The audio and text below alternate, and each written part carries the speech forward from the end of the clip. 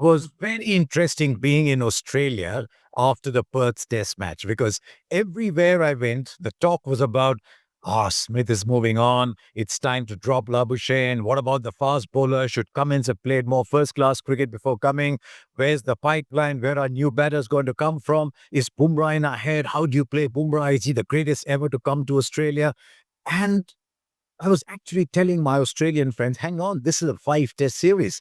And, there's a lot of cricket still to be played. And guess what? That is exactly what the discussion is after the Adelaide test.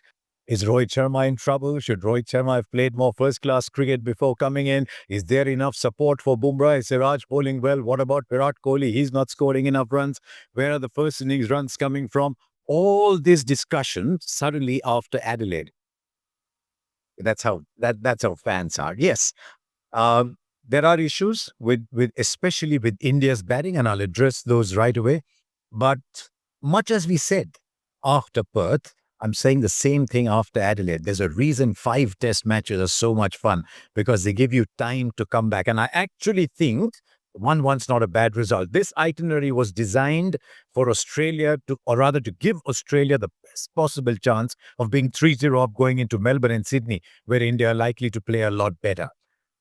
These are Australia's strengths. Playing in Perth, playing in Brisbane, playing a day-night game in Adelaide. 1-1, the series is wide open. But yes, there are problems. And India need to score more runs, especially first innings runs. Second innings runs, they win you matches. But the first innings runs, they set up the game for you. If you don't have enough first innings runs, you're always behind the game. Your bowlers are a little tense. They don't have the cushion of runs behind them. They're not as patient.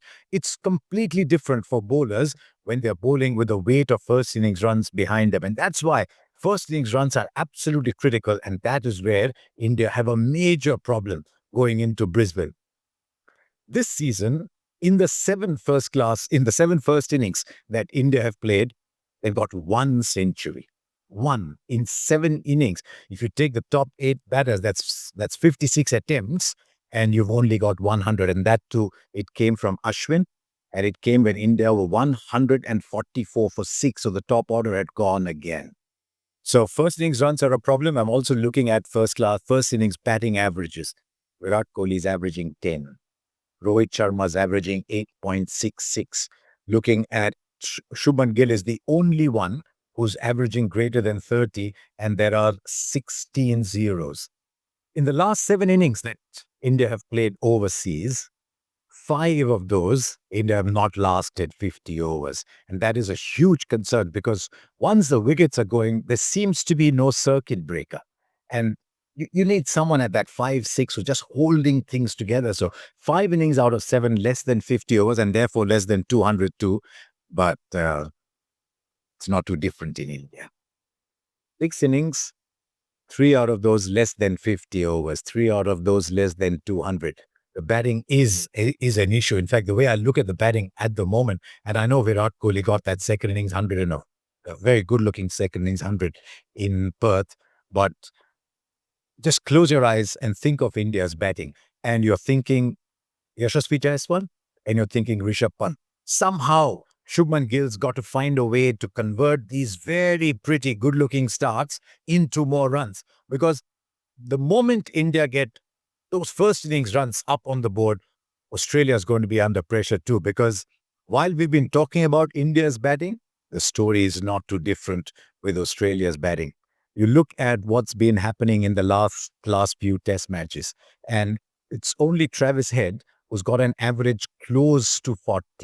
Cameron Green does, David Warner does, they're not playing, sample size is too small. Travis Head has come close to 40 after that 100. 5 of their top 6 are averaging less than 30. Australia are a very vulnerable batting side, and there is the opportunity for India in Brisbane where the ball will bounce, seam. And one of the good things that came out of that test match in Adelaide was the bowling of Mohammad Siraj. Far too much time, far too much energy has been spent on talking about Siraj and Travis Head. That was mine. I mean, you watch cricket played in Australia for years, doesn't bother me at all. They shook hands, made up, spur of the moment, all that happens. But Siraj bowled well. And Siraj is so important for India because once Bumrah goes off, there have been times in this series in Perth and at times in Adelaide when it seemed that when Bumrah went off, suddenly batting became easy. That cannot happen, especially because India have got to look after Bumrah. One of the most worrisome things that came out of Adelaide was that Bumrah was flat on the ground. India cannot afford that. He is, by some distance, India's number one player in this team. And so India have got to look after Bumrah. Looking after Bumrah means two things. When he is not bowling, somebody else has got to keep up the pressure.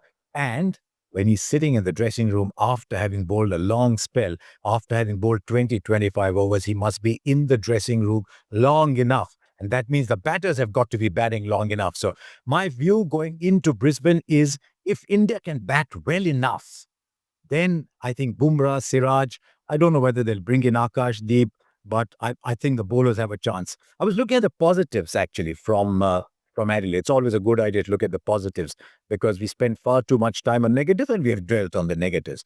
I thought the positives were the bowling of Siraj, the increasing confidence of Nitish Reddy. Even the little that he bowled, it looked like he could keep one end up relatively quietly, but his batting has been mighty impressive.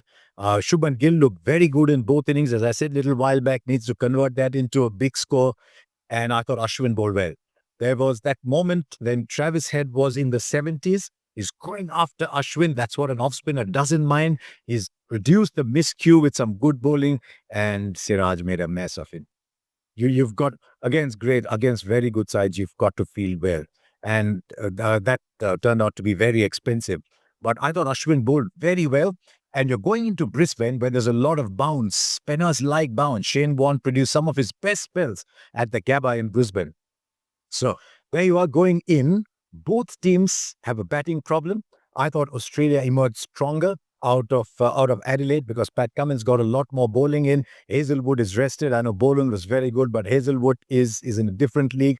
We don't know much about Nathan Lyon because India have not reached Nathan Lyon that much for the form of Mitch Stark. And that's looking at it two ways. Stark with the pink ball under lights at the Adelaide Oval is a completely different beast. So we'll wait and see how he goes at the Gabba. But the batting has to put runs, has put runs on the board. I believe that India will play much better in Melbourne and Sydney. And so if India win Brisbane, I'm making this prediction, India win in Brisbane, India win the series. But to be able to do that, lots more first innings runs. So thank you for watching and do subscribe to this channel.